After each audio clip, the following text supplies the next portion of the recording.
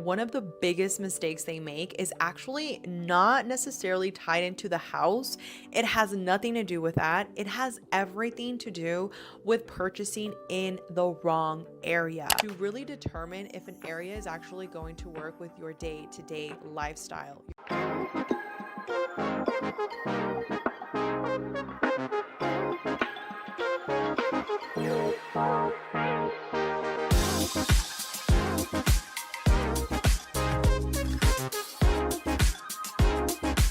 I've worked with hundreds of families relocating to El Paso, and I can tell you right now that one of the biggest mistakes they make is actually not necessarily tied into the house.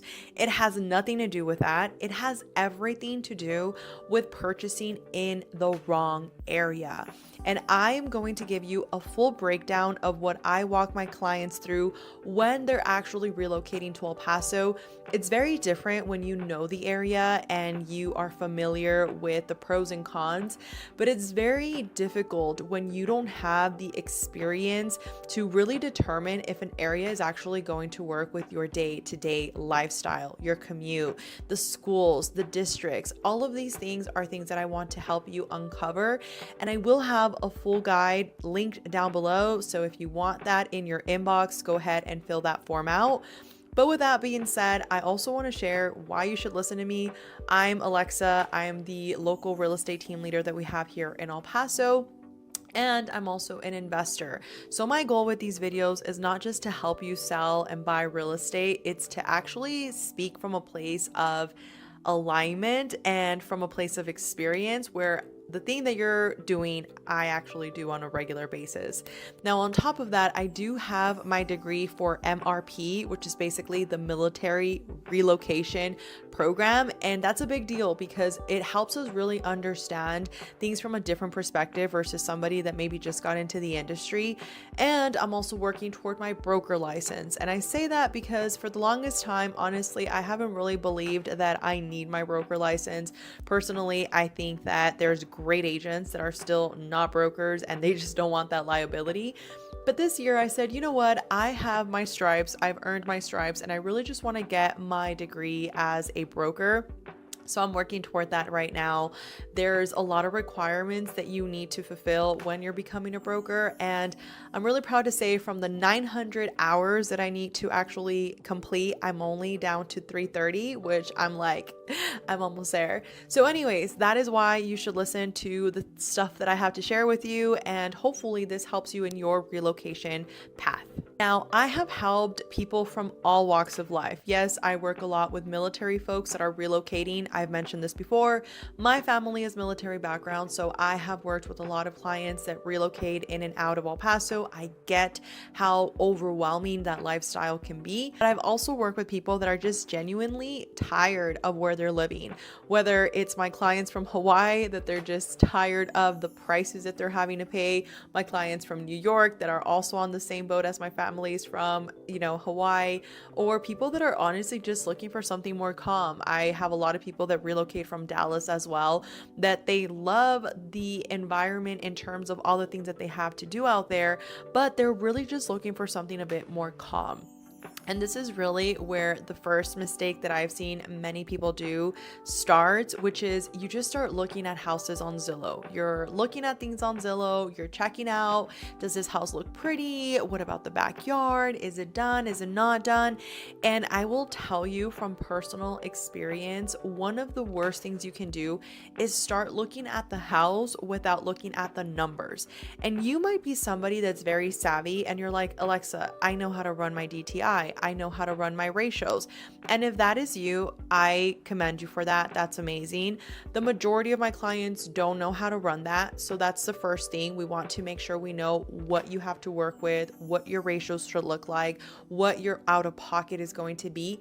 But further than that, especially for my folks that do know how to run your ratios, you still want to factor in every single area. every area is going to have a different tax rating, meaning that although one area can be taxing you at 2% in taxes, another area might be at 2.5, 3%, which is going to really fluctuate what you're estimating. And I think that's one of the biggest things that I notice with clients when they're relocating. We get interested in the house. I've done it. Okay. I've done it. Especially like recently, I've been looking at this particular market to invest in, and I've been in touch with one of my agents out there. And when I first sent her one of the properties that I was interested in, she was like, yeah, girl, you don't want to live there. And I was like, oh, well, it'll actually look really nice on the photos. But again, this is the power of working with somebody that really knows the area, because overall, taxes can really play a huge factor on what your overall out of pocket monthly is going to be. And if you're not prepared for it, even though it might be the perfect house, it might end up draining your wallet, which might be one of the reasons why you're relocating to El Paso in the first place. Now, mistake number 2 is not figuring out what lifestyle you have. And what I mean by this, like I've had clients that are in their 60s that they're looking for something very different from my clients that are in their, late 20s, early 30s, and they're looking for something very different. I had a client engineer that was relocating to El Paso maybe about 6 months ago, and he told me, he was like, I want to be around an area that is going to be very green. I want to be able to like go on a stroll. I want to feel safe. And that client was looking for something very particular that only certain areas in either the west were going to offer him, or certain subdivisions in the east. And what I mean by that, if you haven't seen my videos where I literally take you on the car with me and we go and drive around, I recommend that you check those out, because I try my very best to just go when I'm out in certain areas, showing the areas that my clients really like, and bring you with me so that you can see what does it look like around. Like I made one for a client, and I use a lot of like the video footage that I create for some of my clients and repurpose it to show you guys on my YouTube channel. So what I noticed is that that client was really interested in one area because the house was sitting on over an acre of a lot. And that was a big deal. But as soon as I saw the address and I saw where it was located in that area, I was like, yeah, you're not going to like it. And sure enough, as I drove over there, I showed her how the, concrete, the paved sidewalks, everything that is laid out really nice in the city limits was very different in the outskirts. And that's something that you really want to factor in, because on paper, the property that you're looking at might seem very appealing, but overall, if you're putting yourself in a situation where you don't have somebody sitting down with you, or in this case, I do a lot of Zooms or a lot of video calls where they're not actually trying to understand, like, what is it that you need? What is it that you want? And that in turn is going to help your agent put together an area that is really going to work for you. Like I recently had some clients come down from Washington, and they just wanted to explore El Paso. And typically I really encourage people to do this, because if you can, well, you want to be able to really get a feel for El Paso, right? And I do have a team, so although I'm not always the one available, I do have my team members that are able to go and show you properties. Of course, I always am involved from the transaction from point A to point Z in terms of negotiations, in terms of anything that we need to communicate to the builder or the seller, contracts, writing up amendments, like everything. But in terms of showing, we do have obviously a lot of clients that we need to service, and I do my very best to be the one there to show you the properties. But like any business owner, we need to think about expansion, and we need to make sure that we can fulfill not what we want, which is to be there by your side, but more so to be able to actually scale in a way that's going to serve you at the highest level. So that's actually was like a big thing that I struggled with for the longest time, because I didn't want to have like any of my agents show properties to my clients, because I was like, no, they're mine. I don't want you to go and talk to them. They're my clients.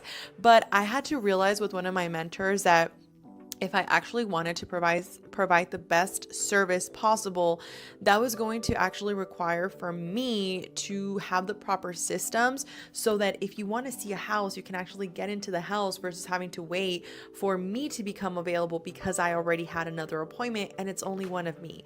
So I share this with you because this is really where the consultation with your agent needs to be in alignment.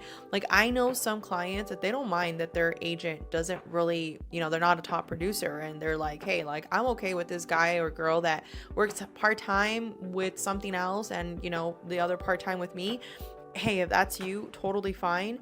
But personally, the majority of my clients, they're okay with me having these systems in play because they want to get the highest level of care. They want to be able to be with somebody that's still going to know what they're doing in the market.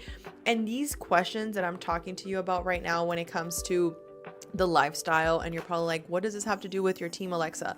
Well, it has everything to do with it, because if you have an agent that is just trying to push you to one area so they can be done with you and move on to the next client because they can't really service you at the highest level, you're probably going to end up being stuck in an area that you're not really happy with because they didn't do the proper discovery to understand what is your lifestyle looking like. Where do you want to be in 5-10 years? Are you even going to be here? Are you going to relocate it? If you are going to relocate, then maybe we want to look at an area that's actually appreciating a little bit more than some of the other areas.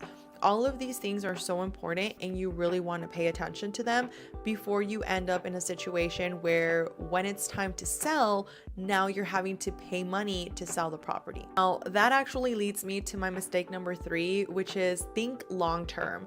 Like, what is the goal overall with this investment property? And I will be the first to say, buying is not for everybody, okay? Buying is something that you want to be really specific and strategic about, because ultimately, if you're going to be in El Paso for, let's say, a year, maybe buying that house is not the best option for you, and maybe it is for you to actually rent. And I've had this conversation with a lot of agents where they're like, oh, I never advise for them to rent because then I'm not getting paid, for them to rent. I rather earn your business and know that even though I wasn't able to help you rent that property, I'll send you with one of my agents that handles rentals for us. But even though we weren't able to actually put you in a house that you purchased, I'd rather sleep good at night knowing that we did what was in your best interest long term than be in a situation where you're calling me 2 years down the road, a year down the road, want to sell, and I have to give you the bad news and say, hey, you know what? You need to pay $20,000 to actually sell this house because there isn't enough equity, and with all your closing fees and closing costs, you're actually going to be negative selling this property. So I will say this from personal experience, just make sure that whoever you hire really has an understanding for your lifestyle and your long-term goals, because this will be the thing that will really set apart whether this property becomes an asset for you or just a liability. And I know some people are going to come and be like, real estate is still a liability. And again, perspective here is so important. I know that personally for me, real estate has really been an asset because I've been able to generate passive income from it, and I'm very thankful for it. But yes, you can be in a situation where you over leverage and now it becomes a liability, or maybe in a situation where you purchase for what you shouldn't have purchased for and you end up paying more.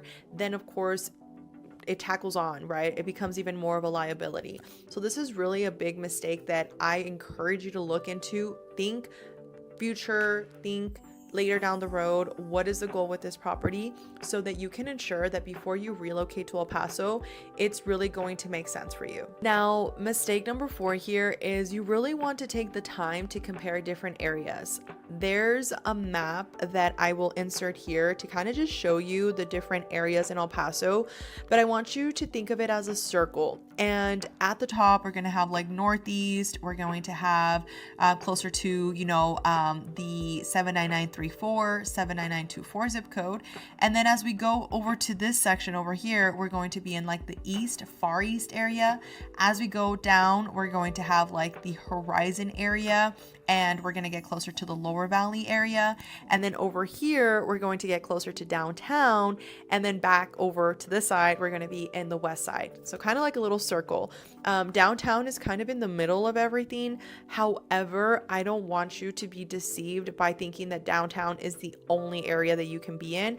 It really depends on your personality, on your lifestyle. Do you work from home? Do you need to commute back and forth? Are you working at the hospital? Are you a border patrol? Are you somebody that's in the 3-letter, bureau?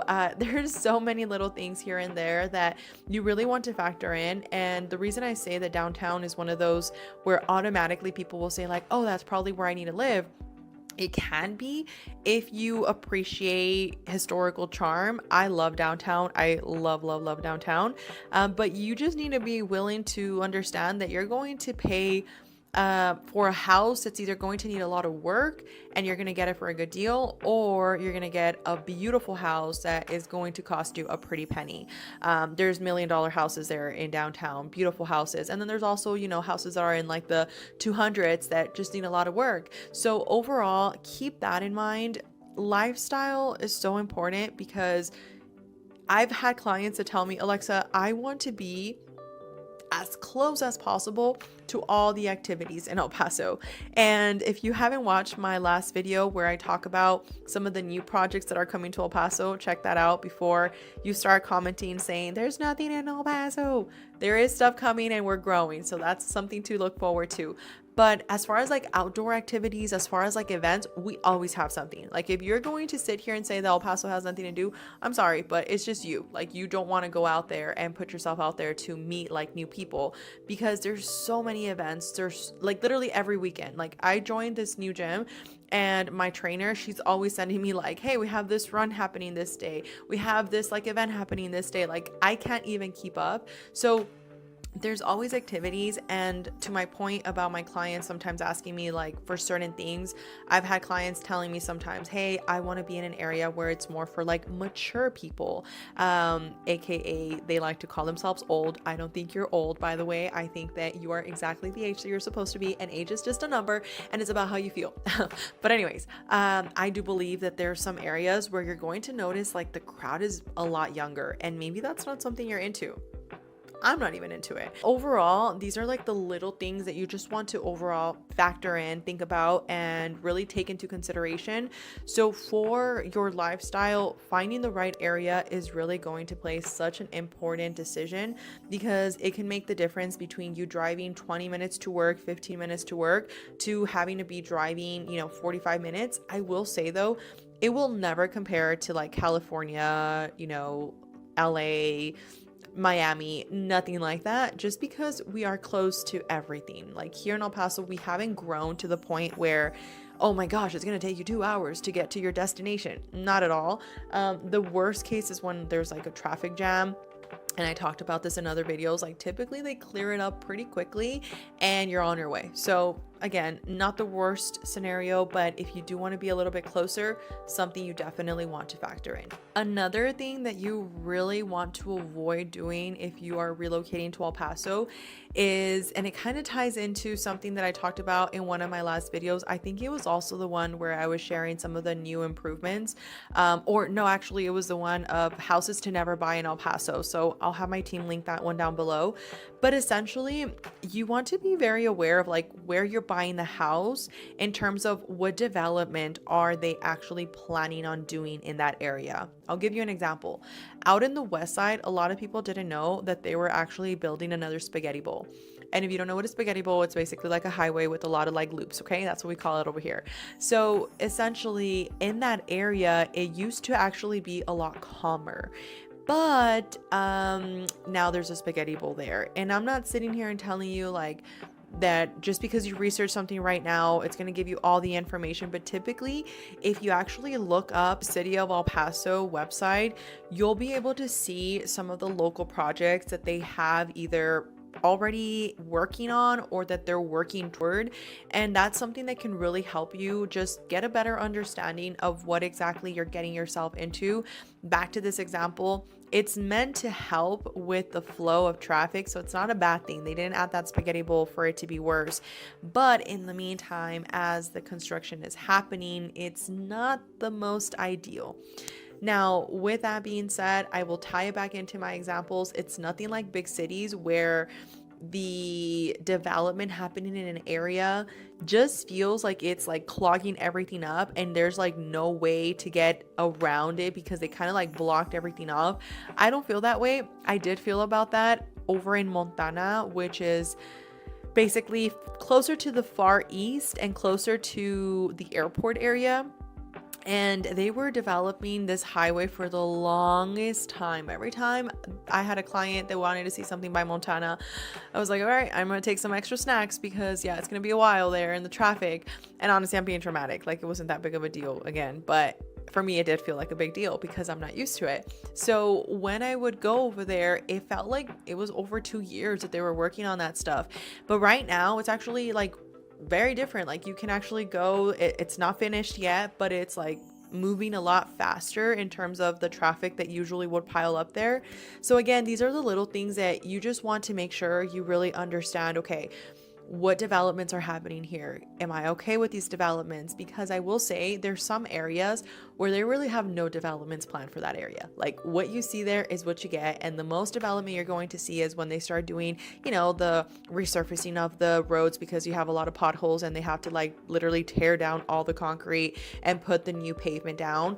But for the most part, some areas are just like, that's what you get. You're not going to see, some crazy amusement park start there. So if that is something you're more so looking for, maybe you want to find some of those historic neighborhoods or well-established neighborhoods that no matter what happens, like they're not going to change and their surroundings are going to change. If they're like zoned for commercial or if they're zoned for, residential and commercial, some of these things can really affect your overall environment around you. So keep that in mind. Also, if you're living very close to an airport or where the airport has like planes that are coming in and out and you're not necessarily close to the airport, but you're in the path of where the airplanes come in through, that is something you want to factor in. And again, only somebody that actually lives in El Paso can share those things with you, because if not, you'll end up being in a situation where you absolutely hate it. Now, the last thing I'm going to share is for my parents, and I do have more tips and tricks for you guys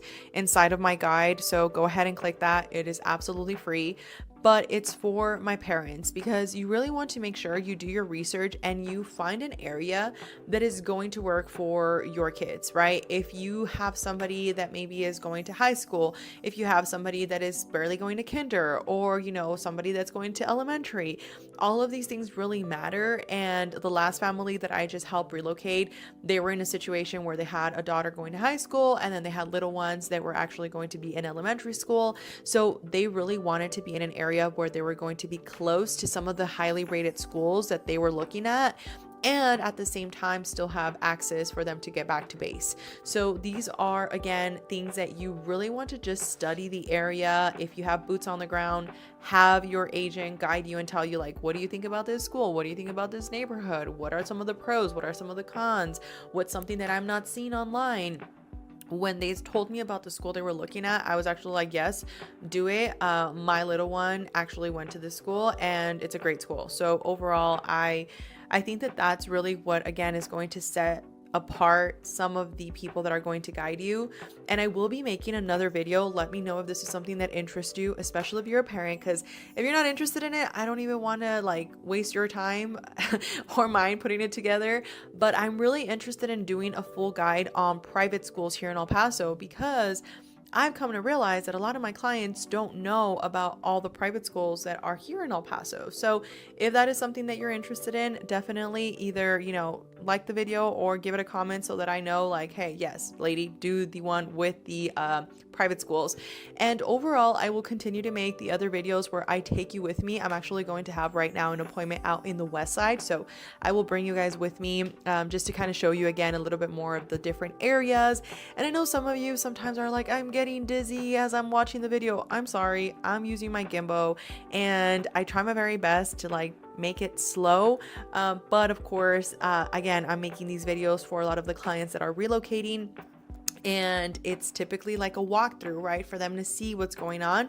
So anything that I can continue to improve on, I will 100% do, but I still want to make them personal. I don't want to get like a camera crew where they're going and recording me, and it's just going to take more time to actually do and wait for them to have them back versus me, you know, record it and then I send it to my editors for them to help me make it nice. So with that, again, I'm always open to feedback. I always want to make sure that I'm delivering as much value as I possibly can to you guys. You guys are what make this channel happen, so thank you so much for that.